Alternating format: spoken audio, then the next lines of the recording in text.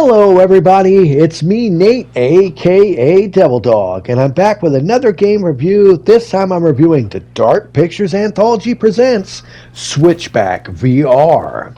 It was developed and published by Supermassive Games and launched on March 16th of 2023 on the PlayStation VR 2 system. This is a game that requires a PS5 and a PSVR 2 in order to play. What exactly is it? Well, it's a spin-off of the Dark Pictures Anthology and considered a spiritual successor to the 2016 PSVR hit known as Rush of Blood. If you ever played that game, you basically know what you're going to be getting with this. It is a roller coaster shooter, almost like a shooting gallery where you're on this roller coaster going through different scenes from the multiple games from the Dark Pictures Anthology with all kinds of shooting galleries, a bunch of enemies that attack you, and stuff like that. Now, as for the overall gameplay, hands down, compared to Rush of Blood, this is a big improvement, mainly because of the gunplay and the upgrades of the controllers. The PSVR 2 controllers actually allow for a super immersive feeling with the ability to actually have your tracking better and your shooting mechanics very, very top notch. You can close your eyes, you can look down the sights, you can do everything with it. Overall, it is a much more fleshed out and better playing experience than Rush of Blood. Of course, it should be because it is a new system that costs more than the damn PS5 system itself. Now, as for gameplay, as you go through, you collect all kinds of different weapons as you go through these different galleries and different areas where you're riding a roller coaster. And it shows off basically the bells and whistles of what the PSVR 2 can do. Much like the Astro's Playroom does for the PS5 controller, this is a good example of something that shows off everything that the PSVR 2 can do. They actually use every single trick in the book in this. The haptic feedback on the headset feels great. There are several scenes where you got to duck and dodge items that are coming at you. If liquid gets sprayed on you, you can actually kind of feel it rumbling in your head. The immersive 3D audio of the earbuds, which I might say are decent, but if you're able to upgrade immediately to a decent headset that fits, because the earbuds are great for what they are, but they're just not that good. They're not up to snuff. So get yourself a good headset, and along with it, the 3D audio in this is spectacular. Honestly, the visual fidelity is top notch. The eye tracking, that is hands down one of the neater tricks that they use. Like I said, this game actually does, it did receive some delays, and I can tell you why in a bit, why it has some delays to it. But it does show off everything a PSVR 2 can do with its overall tracking ability, the visual fidelity, the eye tracking, the blinking, which is a major thing that they added in this, and also the different feel of the different guns. The PSVR 2 Move controllers are so much better than the old ones. You actually get tactile feedback and sensations. You get the haptic feedback, you get the pressure sensitive triggers, and it does make it to where it does feel different for each and every single weapon that you get throughout your adventure on this. Now keep in mind, this is the third game in VR that they have made. They made Rush of Blood, then they made The Impatient, and I'm going to say this, The Impatient sucked. It was a terrible game. But this, fortunately, they go back to the bread and butter that made Rush of Blood great, and it does actually show.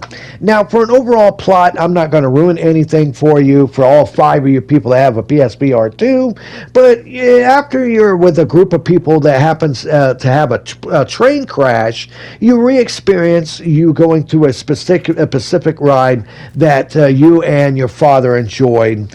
And that's really about it. You go through these different vignettes of different sections of the past games from the Dark Pictures Anthology. You start off with the games like Man of Medan, and all 4 of them. Now, I actually have to say, Man of Medan's section is superb. It's dark, it's creepy with lots of jump scares.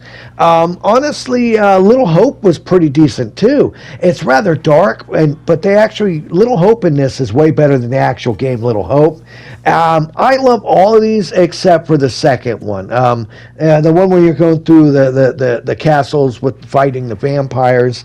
That one's kind of lame, but it's still actually very, very enjoyable. Because you got to think this, they do go through all the different four of the game series, including the one with the murder castle, the latest one.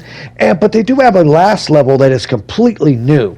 So if you were worried about them having some content that is just rehashed from the last four games, don't worry. The last chapter in this is actually completely new, and it will throw you for a loop. Honestly, it was superb. Like I said, along the way you get different multiple weapons that you get from shooting boxes and crates, and you even get item-specific things that allow you to go through like a UV light and some other stuff as well, which I thought was fantastic. Now, again, with the other game in the series, Rush of Blood, this does have multiple paths that you can choose to go through, so it does give you a little bit of replayability to find like certain secrets and stuff like that. It also has the option of you being able to save people throughout your adventure. You'll come into like these saw-like contraptions with people, and you can actually save them, which actually gets you some trophies and change up the narrative a little bit. Honestly, it's pretty damn good. But now, I have to actually say there are some issues with this, and I think this goes back to why it was delayed. First of all, it has terrible load times. Now, remember how they said when we switched over to solid state drives, it would alleviate load times? Well, I'm not seeing it, people, because in this, I understand the PSVR 2 is a massive upgrade, and the fact that it's just one plug that plugs into your PS5 compared to the breaker box of the PSVR is a fantastic upgrade, definitely hands down. But I have noticed there's massive load times in this. If you die, you got to wait a while before it reloads the game, which is a disappointment, but it doesn't really take you out of the game. But I was shocked at how long the load times actually are, and a lot of cutscenes, they like remove your weapons from your hands, and I understand it's a cutscene, I get that, but still let me have my guns in my hand. Just don't let me shoot them, of course. But like I said, that's a minor nitpick. But the other thing I do have to point out, there does seem to be some environmental glitches. I've had some instances when I'm flying through these levels, especially the more open areas, where I can see draw in and pop in. Now, it's nothing that bad because normally you're moving so fast. Most people aren't going to notice that, but I did. It stood out like a sore thumb to me, and I just have to let you know, if you're someone who's going to be playing this game, it does have some minor issues to it. But other than that, the gameplay is phenomenal. It scared the living crap out of me with its jump scares, the visual fidelity, the eye tracking, the gimmick of you blinking your eyes is done superbly. Thank God they don't use it that much. There's only a couple times when they use it, thank goodness, because I forced myself to keep my eyes open, because there's a lot of these enemies that move almost like the weeping angels of Doctor Who. Every time you close your eyes and blink is when they move closer, and that is just nerve-wracking. And you combine that with the overall visual fidelity and the eye tracking and the superb 3D audio sound and the great control of the new move controllers. Hands down, this is a really, really good, superb title for the PSVR 2. This should be a pack-in title. This should come with the damn system. If you're paying more than a PS5 system, you should get a game with it, and I honestly think they should bundle it with this game. This actually serves a point of showing what the PSVR 2 can do in terms of a really fun experience. It doesn't require you to stand up. You can play the whole thing while sitting down. Keep in mind, though, if you are susceptible to motion sickness, since you're going on a massive roller coaster ride that is moving very fast, you can actually get some pretty good motion sickness in this game. I personally am not really susceptible to VR sickness because I've played so much VR over the years, but just keep that in mind if you're going to play this game.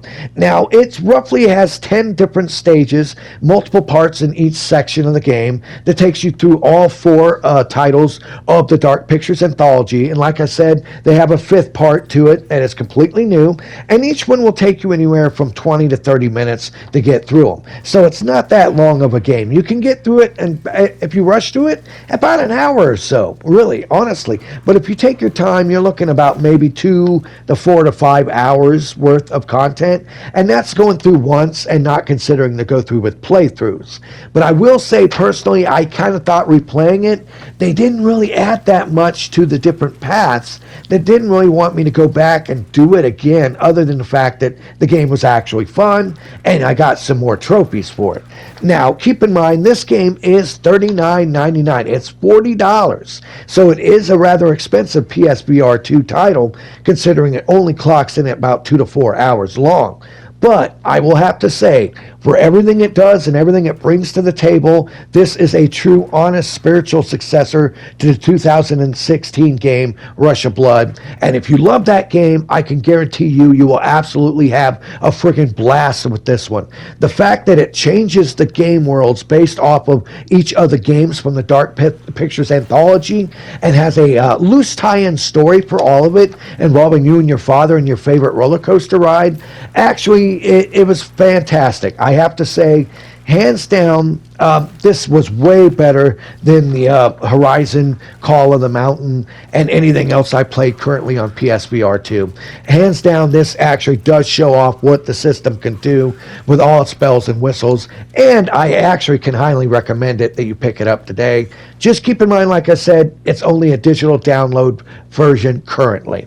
This was Nate, aka Devil Dog, and I want to thank each and every single one of you for watching this video. Please leave in the comments below if you actually have a PSVR 2 or if you actually plan to play this in the future. What are your thoughts? Do you feel I missed anything on my review? Give me a thumbs up if you like this video. Please subscribe to my channel. And of course, we always end our videos here at Devil Dog Gaming by saying, have fun, play hard, and remember, people, the devil is in the details. Peace out until next time.